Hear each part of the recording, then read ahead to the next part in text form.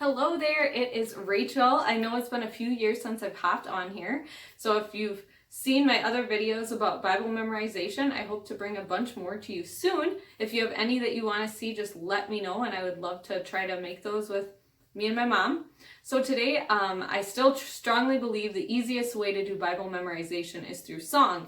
It's quick, it's fun, it stays in your heart and your mind quicker, and I feel like a lot of people retain it much longer than just rote memorization. So today we're going to do Psalm 23.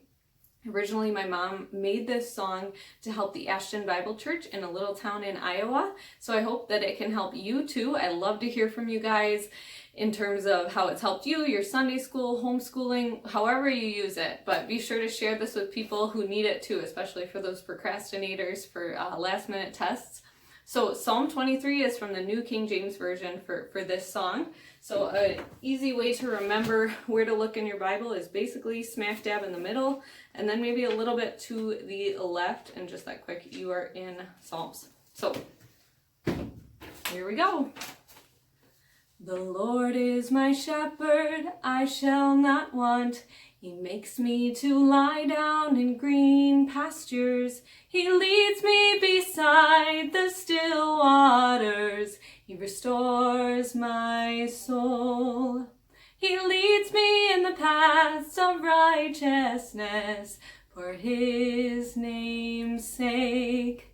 Yea, though I walk through the valley of the shadow of death, I will fear no evil.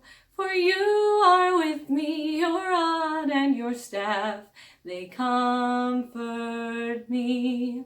You prepare a table before me in the presence of my enemies. You anoint my head with oil, my cup runs over. Surely goodness and mercy shall follow me all the days of my life, and I will dwell in the house of the Lord forever.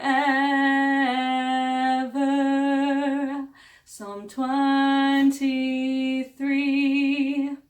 Thanks for watching.